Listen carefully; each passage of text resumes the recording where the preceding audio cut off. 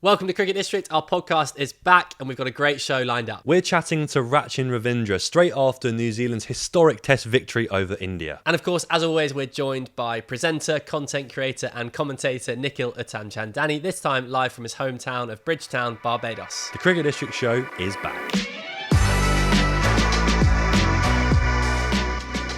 Right, we're back. Cricket District podcast is back. Yes. Third time lucky. First time COVID happened. Yeah. Second time Nikhil was in the UK and we got a bit optimistic about how often we could put these out. Third time lucky. We promise viewers, subscribers, listeners, we're going to be a bit more active. We're going to be more consistent. We've got some cool guests lined up from the world of cricket. Let's give it a go. Yeah, definitely. Nikhil, how are you? Fellas, always good to be back, man. I wish I could be in that beautiful studio that you all have, but really great to be back on the CD show, and all is well, man. Great, glad to hear it. So without further ado, let's get into our chat with Rachin Ravindra.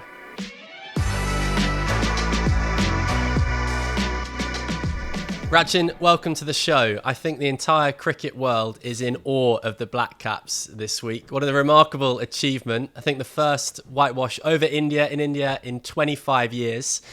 Talk us through the mood in the camp, and if you can, sum up how on earth you did it. Yeah, thanks for having me, Toby. Yeah, I don't know, incredible, really. It's been a couple of days and it still quite hasn't sunk in. I don't think it will for a very long time, but to beat a team like India in their own conditions, a place where a lot of teams struggled, but especially us Blackcaps, we haven't gone so well here in Test cricket in recent memory. So it's extremely pleasing. Everyone's super happy for everyone in the group. Teammates, coaches, everyone. It was a special, month or so to be a part of something cool. Yeah, proper team effort. The phrase I've heard repeated by the coaching staff and by Tom Latham is resilience. And I think coming off the back of a 2-0 defeat to Sri Lanka, granted the first test was closer than the second, talk us through the belief in the camp that it took to bounce back from that defeat. And then I guess the morning of that first test match where Tom Latham loses the toss. Tim Southey lost the 2 tosses in Sri Lanka. It ended up being a pretty good toss to lose. You guys bowl them out for 46. And I suppose that sets the tone for the rest of the series. Yeah, for sure. Obviously, disappointing result in Sri Lanka. It is what it is. That's the way cricket is in this part of the world. Would have liked to potentially bet it a little, didn't get out second over the day. Would have been nice to try push that on, chasing, 68. Would have been lovely, but hey, it is what it is. But yeah, the disappointment of the second game was there. The opportunities that we didn't quite take, and we knew that as a team. But I think the beauty of it was we still were playing okay cricket. Like there was times where we thought we actually played good cricket. We got a little bit unlucky, potentially with the ball, didn't take opportunities. And the bat, we had one innings where we went into our shell a little bit. So for us as a team, it was like, hey, what did we do well and not carry that baggage from that series? And luckily enough, it sort of worked out here, and everyone's plans were pretty solid, and we managed to mount 3 pretty cool test matches. But yeah, as soon as that coin went up and we lost the toss, we were like, how many tosses have we lost in the subcontinent in a row? We were all thinking, nah, damn it. But the quality of our team attack, the bit of rain around, the Bangalore wicket, it was still strange to be a part of, seeing all things happen so quickly and such a gun batting lineup, and how our bowlers were bowling to them and the nip they were getting off the wicket and carry. Didn't quite seem like Indian conditions, what we've trained for. So seemed a bit more like back home. So that was cool to be able to play in 3 test matches on 3 different surfaces, challenged us, our spin game and our seam game too. Fantastic. The atmosphere in the stadium must have been pretty unique. Just touching on that first test match, I'm aware you had family in the ground. You score 100, I think you score 39, a composed knock in the second innings to get the team across the line and win player of the match in front of family in a place you've spent a lot of time growing up. Can you just talk us through that experience? I'm sure Nikhil will touch on it a bit more, but for those of us in the UK or around the world who might not experience something at that level, can you talk us through it? Yeah, again, I feel like it's pretty hard to put into words. Obviously, I always maintain I'm fully Kiwi and born and brought up in Wellington and played a lot of my cricket in Wellington, obviously. But then being able to come over to India when I was through my teenage years and experience this culture and the cricket here with a bunch of my best mates was cool. We do that every 2 weeks every year, kind of play 10 to 15 games, which was crazy. So that was cool. Played a lot of cricket in Bangalore because of that. And obviously the family connection. My parents are from there. a lot of extended family still live in Bangalore, so that was ultra special, I guess, and be able to do it, contributing to a win for New Zealand, a place we haven't won that much in Test cricket. It was 30 odd years since we'd won a Test there, and to have Dad were there watching, and a lot of extended family, cousins, etc. was special. I think those are moments that you'll never take for granted, and you always look back on the end of your career and be like, oh yeah, that's cool. I mean, the stars aligned, and I guess I got lucky on that day. It was cool to be a part of it, but yeah, I mean, the atmosphere is insane. I always sort of maintain there's nothing quite like having an Indian crowd and having an Indian crowd chant your name or like cheer for you. And I've been lucky enough to have that experience a few times during World Cup and IPL, and even here during the Test series. So again, special moments. Shout out to the Indian fans. We love the fanfare, and we're lucky to be able to play cricket in such a cricket-mad country. Is that right? I mean, last question from me. They were cheering your name. I always wonder what it's like to completely silence a home Indian crowd. You know, when you get Kohli out and it's complete silence, you can hear a pin drop in the stadium. What on earth is that like? Yeah, unbelievable. I think Pat Cummins had a quote something like that, right? I think it was in a press conference he said that. Pretty cool quote, I think. It's interesting because a lot of the time, sometimes you don't hear the crowd because you're so... Well, I certainly don't when I bat. I don't hear it that much. When you're fielding, you definitely do. But then when it happens and all of a sudden it's pin drop, you're like, wow. Like, you look around, the stadium's full, but it's like, you know, what's happened? But it shows, you know, that it's cool how engaged they are with the game. I always maintain that, the way we talk about it. It's like, you know, a ball beats the bat, they're up, you know, the crowd's fizzing, LBW shout or review, everything's, you know, dialed up to 10. So it's nice to know they're engaged in the game, and it's always nice to hear them a little bit quiet sometimes. I was going to say that watching the highlights back yesterday, just to like remind myself of that game, like in the third test, it was crazy. You could hear you guys like almost word for word what you were saying. Like, you could not hear anybody. And I guess I've never been to India, never watched cricket in India, and that's top of my bucket list. But like you say, how engaged are the fans in the match? Because like when we're in the Caribbean with Nikhil, the fans are dead like silent when nothing's going on. But as soon as something happens, they're all shouting their opinion. Is it similar in India? Yeah, very similar, very similar. I'd even say it's even more because, you know, one ball, well, Kohli goes out to bat, Kohli's on screen, MS Dhoni's on screen. Like, it's honestly insane. And it makes you pretty fizzed up to, you know, enjoy those moments. And again, pretty lucky to have that experiences in multiple different environments. But it definitely makes you excited. You know, you turn up, I know during IPL and stuff, you turn up for a warm-up, and like the crowd's full there already, and you're hitting your throwdowns, and the people are like screaming, which is amazing. You know, it's pretty hard to not get up for moments like that. That's exciting to me. But yeah, the pin drop silence is cool. You have to watch what you say, especially when the stump mics are so dialed up these days. But it's hard to put into words sometimes when you put in performances like that. Wish we had that on a Saturday, just warming up and getting some... I was going to say, imagine getting cheered when you do throwdowns. My teammates barely acknowledge when I get past 30. Nikhil, go ahead, mate. I know you've got a couple of questions. Yeah, right. I mean, bro, congrats, man. I think what you guys did... I want to know. I woke up early to watch, and I saw you guys, you know, the 143. Tell me honestly, now that it's finished, did you really believe you guys could defend that? I think part of you always does believe it. As it was happening throughout the games, like first innings, I got bowled off stump. Tommy Latham got bowled off stump. We're like, wow, that's happening in the first session. Like, okay, this could be a problem, or it could be a very short test match. And then as it progressed, we just saw it getting worse and worse slightly in terms of the spin and the inconsistency. But to be honest, like I thought we were maybe 20 to 30 runs short. I didn't quite expect it to happen so quickly, but we do know cricket in this country happens so fast. You know, you get one or two, new batter in, just goes bang, bang, bang.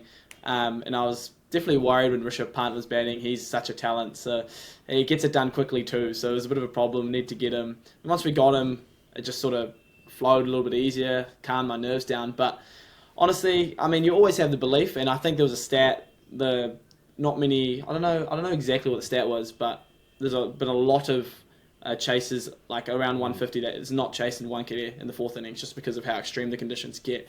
So it was comforting to hear that. I guess the belief helped because we'd won the first two test matches as well. We've been in those situations before, so we're like, okay, hang on, like imagine if we could do this. Like, this is history, and that's probably what allowed us to believe it.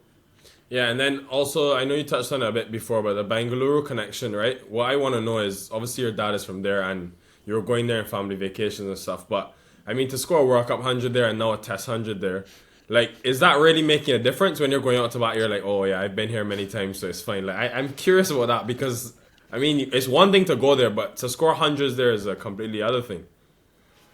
Yeah, I mean, that's a good question. I haven't thought about it too much. I think there's something about being comfortable in the city. I think it's nice, not just the cricket, but I mean, you know the ground and stuff, obviously, but it's nice to know like the city, you places to eat, you know, the hotel. Like, I think those little things are always nice and makes you feel comfortable. You can just chill off the field and go out and express yourself on it. But to be honest, Nikhil, I've been on the side of some beautiful wickets to bet on, so I can't quite complain. That one against Pakistan was beautiful. Test match was nice to bet on too. We had an IPL game that was beautiful as well. I mean, again, I'd say it's luck. It's all worked out luckily. Got 3 nice times to bet on it. I mean, we'll see what happens in the future, but we all know it's a bet as paradise. You reckon that's the best batting wicket in India? Oh, I'm biased, so I'll always say it is. Fair. But I do enjoy Dharamshala too. I think that's beautiful. Like, obviously beautiful ground, but the wicket there, beautiful. Rachin, can I just ask you a bit about Test cricket? There's a lot of talk around the world at the moment, particularly in cricket media, about there being too much cricket, particularly too much T20, too much franchise cricket. I saw a graph the other day, which I couldn't quite believe, how many tournaments there are happening at the same time period. Yeah. And all of that discussion has happened at the same time as a fantastic series for you guys in India. Pakistan beating England with 2 spinners that nobody had frankly ever heard of. There's real beauty in Test cricket. And I know you're a bit of a purist when it comes to the Test game and a bit of a badger, it's fair to say. Can you talk us through your love of the game, particularly the Test format, and where that came from? Yeah, I mean, I know you guys in the UK say badger, and New Zealand we say cricket nuffy. So I'd say a massive cricket nuffy. Yeah, I mean, love from the Test game probably came from my dad, to be honest. I mean, there was always cricket on in the household. I'd always be watching highlights of, you know, the Tendulkars, the Dravids, the Pontings, the Laras. And then I don't know, there's something through my teenage years, I loved watching Roscoe bat. I loved watching Kane bat for long periods of time. And that's what probably made me fall in love with the Test format. But I think what's so interesting about Test cricket is, it's the reason why it's called Test. It's the hardest, right? I mean, yeah, T20, it's difficult at times. Run rate pressure, ODI, same there too. But I think the feeling of coming together as a group and winning a Test match, there isn't many moments cooler than that. And I think that's what's going to keep bringing people back to Test cricket. The camaraderie of it all and the team environment stuff is special. But at the end of the day, it's 5 days of proper graft, you know, like it's genuine grind in tough conditions away from home especially. So that's what almost draws me to it, the challenge of it and being able to share those little moments with such good mates along the way. I think that's why it's quite exciting for me. Yeah, fantastic. And I think the ability for a storyline to develop throughout a series or throughout 5 days of action is so important. And I think cricket needs stories. That's partly why we do what we do, because we want to tell interesting stories.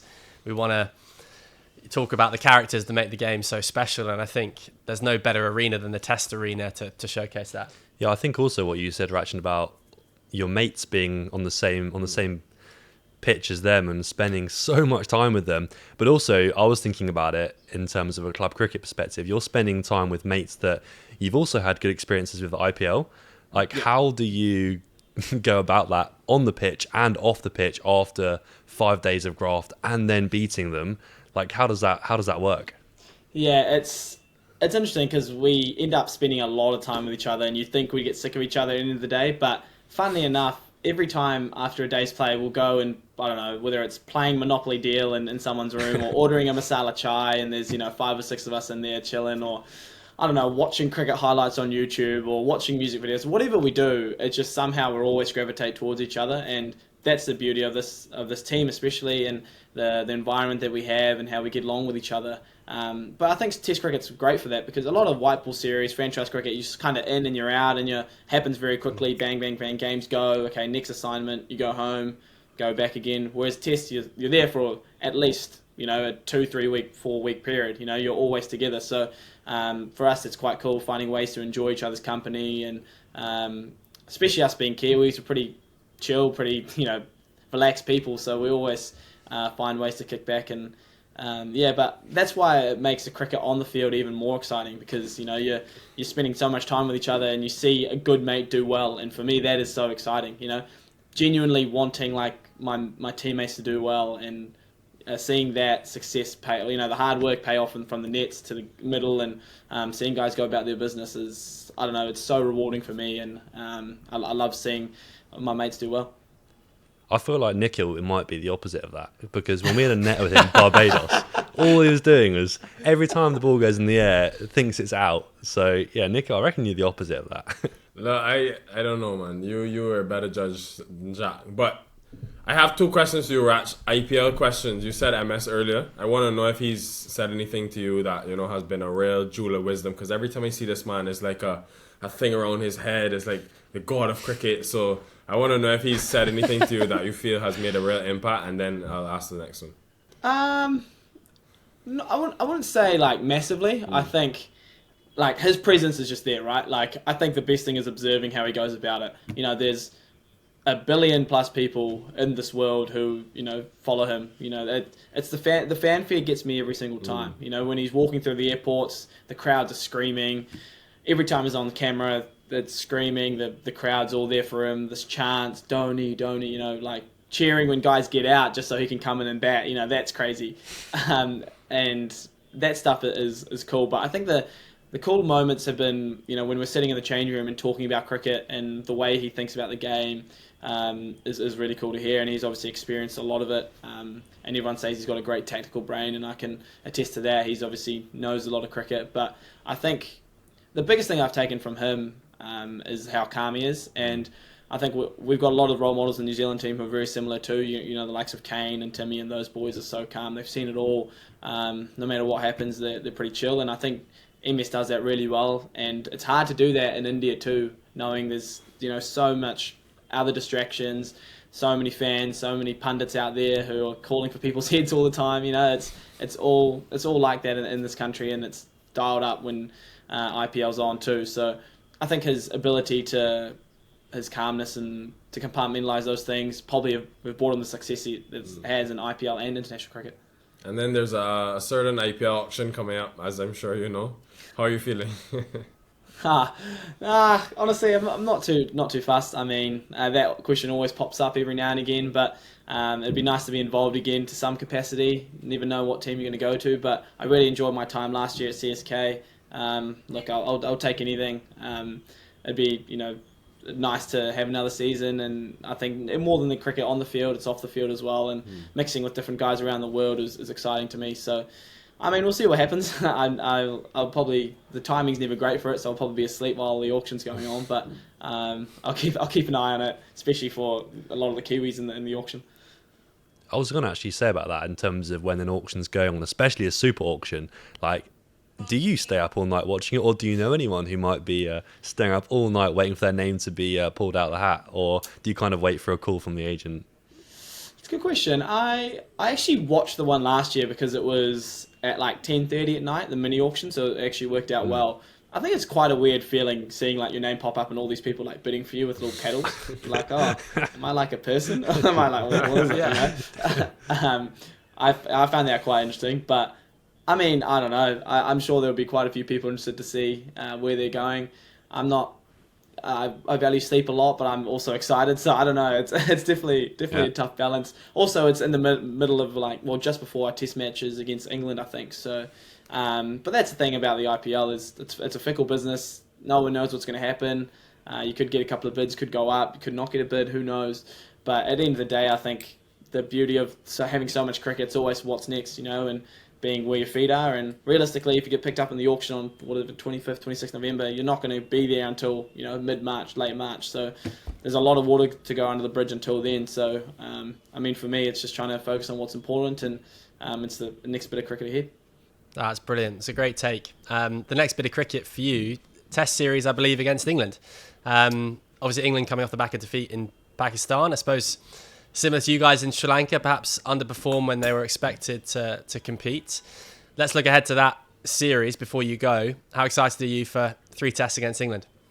Yeah, super excited. I think we know how good an England that England team is with the positive cricket they play and the brand they play under Stokes and Baz. So excited to experience that. I haven't played them in Test cricket before, so that's obviously a new challenge for me too. But I think it's a great series. The last time they were here in New Zealand, or that Test match at the Basin, I think we all remember that 1-run win. That was amazing. I wasn't part of the team then, but it was cool watching and knowing there's a game there at Wellington too, hometown, which is cool. And also the prospect of winning a few games, seeing where that takes us. I think that's always going to be in the back of your mind. But for us, the team, it's just being where our feet are and taking it game by game. But look, whenever England come to town, it's amazing. I mean, the crowds will be there and it'll be proper New Zealand summer cricket, which I'm really, really excited for. Great. It sounds like you know how the World Test Championship works, because I don't have a clue. I feel like there's an article every second day about it, like all of the percentages, what all this. I honestly have no idea. I think it's just try to win as many games as possible and see where it takes you.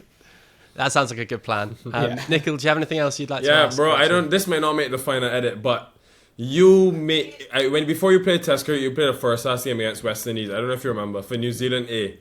And one of your wickets was Pooran in a red ball game. That's the only time he's played red ball cricket for West Indies. I want to know what it was like seeing him in white clothes and bowling to him and getting him out as well. I cannot visualise that. Bro, you say this, like, this can make the edit, because I bowled like a decent spell there. I think batted bowled for a while. He hit me for 3 bombs in a row, and I was like, oh my god, I'm going for 6 sixes. This is it. This is me. This is his matchup. He's taking me down. And this is kind of before Nicholas Pooran was Nicholas Pooran. Sure. He was obviously gun, very, very good, hitting bombs. We all knew, he's gun. But then, now the reputation that he has in the circuit and stuff is crazy. So, I knew this is a problem. 3 bombs, okay, switch on. And I think I sort of slid it on, and he luckily nicked it behind. I was like, oh, thank God. Done. I actually thought I was going for 6 sixes. That would have been a huge problem. But it was cool. That was quite an interesting game. There's a lot of those guys who played a lot of T20 cricket. So, he sent a really quick 60 off, I don't know, not many balls, so that was cool. Yeah, we'll find that. We'll find the footage of that. And then, lastly, bro, on a serious note, I might cry after your answer, but I'm a little younger than you, and there are a few younger, aspiring cricketers, many around the world, that will look to you after what you've achieved. And I want to know, if you had to choose some advice to give to young people in cricket, what would it be? Yeah, it's a good question, Nikhil. I've thought about it a lot before, and if I was to say this to my younger self, I'd probably be like, don't take the game that seriously. I probably did it that way too much, and I think it maybe stunted my growth a little bit. I lived and died through every single game, every result. I was so hung up on, scoring runs, not scoring runs. I was so it was more not scoring runs. I'd be so disappointed. I'd be crying. I used to cry when I got down the nets. I was almost too obsessed with it. So I think there's a really fine balance between obviously wanting it and not wanting it too badly.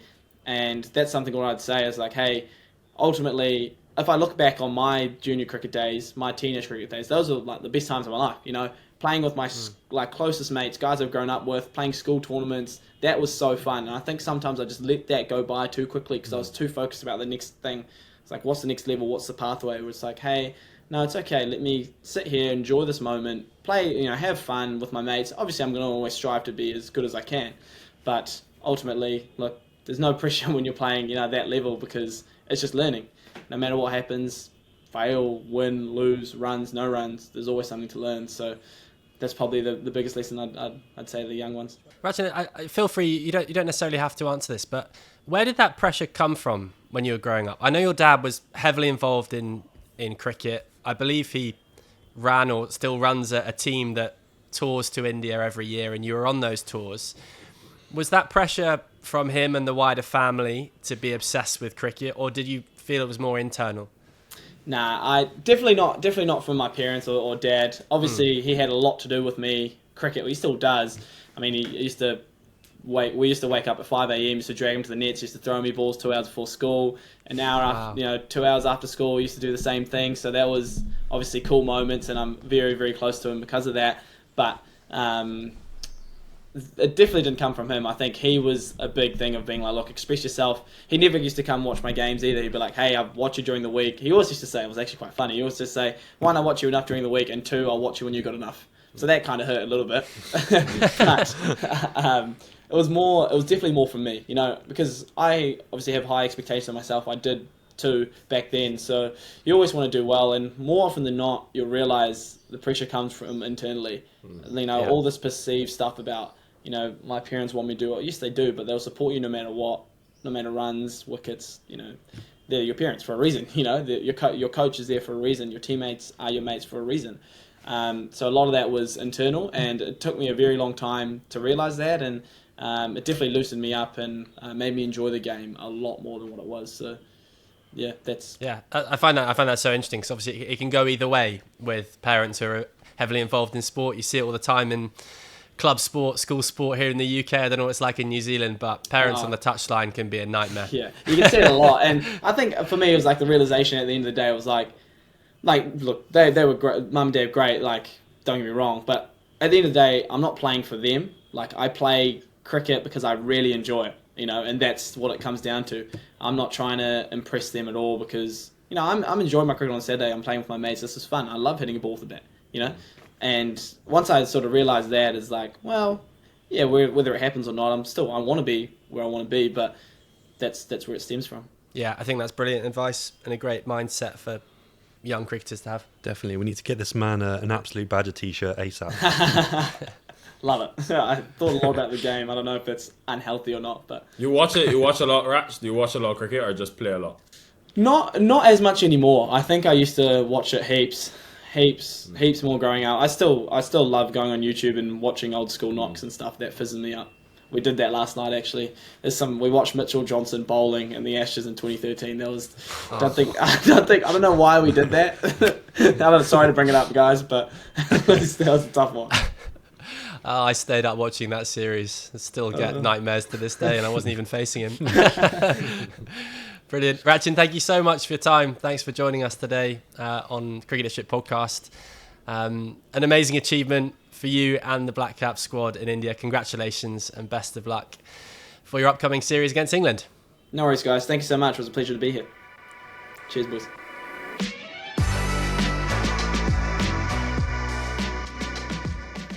Right, brilliant chat with Rachin there. Fantastic to hear all about their victory over India, a bit about his upbringing, the IPL, and loads more. Hopefully you guys at home enjoy the chat. Yeah, it's nice to just hear about it from him, who was on the pitch. And when watching the highlights, whenever I watch highlights, I'm trying to put myself in the shoes I'm on the pitch. Okay. And you can't quite do that from a TV screen. So to hear about it it helps you imagine yourself on that pitch in such an amazing stadium in Mumbai. That's a dream to play there. Unbelievable performance from him. He's got such a level head on his shoulders. I think 24 years old. Yeah. He's super composed. He's one of the senior leaders in that group when it comes to how much Test cricket he's played and how much cricket he's played around the world. So, yeah, I said it in the intro. I'm in awe of the Blackcaps at the moment. I don't really know how they've managed to do that against the world-class India team, but they've done it 3-0. I also like the idea. I think we all could agree on his point about not putting too much pressure on yourselves. It's quite nice, even in a content perspective or in a Saturday cricket perspective. You got to just enjoy it, especially when you're younger and playing cricket just for fun. Yeah, it doesn't actually matter that much on a Saturday if you get out. I think that's why Brendan McCullum has been so successful as England coach prior to this Pakistan series, potentially. But a lot of the players talk about how he creates a relaxed environment where it doesn't matter if you get out, go out there, enjoy it, express yourselves. And hopefully the tide is turning when it comes to cricket coaching in that perspective. Telling young players to go out and enjoy it and have fun. And if the runs come and the wickets come, great. If not, go again next week. Yeah. Nikhil, what do you make of our chat? It doesn't matter if you get out, is the words from Jack Meach and his why Eastbourne Cricket Club are fighting relegation. Very, very true. You have to put a prize on your wicket, boss. You can't just come out there swiping. But maybe I put too much of a prize on my wicket. Wait, I want to tell a story to the viewers. Guys, I came to the UK, right? I went to watch Jack practice. The guy looked like the second coming of Virat Kohli. I was like, who the hell is this guy? He should be playing for England. Then I left the UK and I was like, all right, cool. I expected Jack to get runs and stuff. I saw him maybe like a month later. He's like, yeah, bro, 10 innings, haven't passed 17. I was like, this guy, man. It was a tough season, and I think it was just because you were there, Nikhil. I just really wanted to impress you. I figured. Playing all my best shots. And then, this season was tough, to be honest. No. It was what Rachin was talking about. I put too much pressure on myself, and I think our whole team did. And it shows maybe next year we need to chill out a bit more and might score a few more runs. Yeah, I mean, you can always tell on a Monday morning in the office at Cricket District HQ, you can tell if Eastbourne CC has won or lost. Because Jacob, our graphic designer, and Jack sat next to me, both play in the first team. So no need to check play cricket. I'll just... I'm surprised I'm in the first team still after that start. I'll find the mood. Nah, you're a good cricketer, Jack. You'll bounce back next season. Listen to Rachin's words. Yeah, relax, exactly. Enjoy the game. Nikhil, before we go, what have you got coming up, mate? You've been working on the ODI series between West Indies and England. What's next for you? Yeah, so the 5 T20Is, 2 will be at my home in Barbados, and then a couple in St. Lucia, and then Bangladesh are coming for a full series. So really excited to do Test cricket, man. I think I've only done 2 Test matches in my life, but I really love Test cricket. Like, to commentate on, it's such a good experience. Like, I think it might be my favourite, and that's hard to say when I love T20 cricket so much. But yeah, I'm really excited for it for sure. Awesome. For us, we've got a couple of cool announcements that hopefully we'll be able to share in next week or the week after's podcast show. We've got a lot of cool stuff happening at Cricket District HQ. Do you feel it's been like we always said to ourselves, October, November, December, season's done, we can chill, but it's actually been really busy. Like we've had lots going on. Actually, can you reach that? Yeah. For the video viewers here, one of our things is our brand new Characters of Cricket calendar, which is quite cool. And it's taking up a lot of our time to be able to put together, but they're available. Nico, I'm really sorry you didn't quite make the cut. Next year, hopefully we'll get you on there. I should be by October or something. I'm October's very own. Now, when's Cool and Smooth? Like April? You can be April next year. But yeah, we've been working on our Characters of Cricket calendar. They're available to purchase now. cricket-district.com. Can we see it, Jack, instead of just seeing a white thing in the... Yes, thank you. Here you go. Sorry. We'll put it up on the screen now, Nikhil. Just because you can't see it on Zoom doesn't mean it's sick, the though, viewers honestly, can't see guys. it. Please buy it, guys. We need the money. Buy it. We don't need that. No. It's just a nice celebration, really, and it doesn't matter how many people buy it. We hope that this will just be up in a few people's kitchens. And they're all our photos as well. Yeah. So me and Jack took all of these photos 12 months of the year featuring a different character. I think my favourite is January. Yeah, pretty cool. But we've Big also been working on our event. We've got an event coming up at Six's Social Cricket in Bristol. We'll leave a link in the description of this video, and Spotify and iTunes platforms where you can get your tickets. Tickets are only £5. You get cricket all night included, and there's also a burger and a pizza deal as well. You get to meet us. We get to do a raffle, and we're also giving away over £1,000 worth of cricket equipment. Yeah, we're filming a special video, basically. We're not going to reveal what it is just yet, but everyone at the event will have a chance to have a go in the nets for a chance to win this prize. So yeah, it's exciting. We've got a few other things lined up just like that, where there's videos that are in the works and they'll be on this channel. But yeah, it's an exciting time. Great to be back. Great to have you back with us, Nikhil. Well done on all of your coverage in the ODI series. Best of luck for the T20s and, of course, the Test matches. But we'll catch you before then, hopefully, in a couple of weeks. Thank you, brother. I won't come to your event because then no one else will win. So I'll stay at home. You're lucky it's not a bowling challenge. Because relax. We're up in there. Thanks for watching. Thanks for listening. If you haven't already, subscribe to the channel, and we'll see you next time.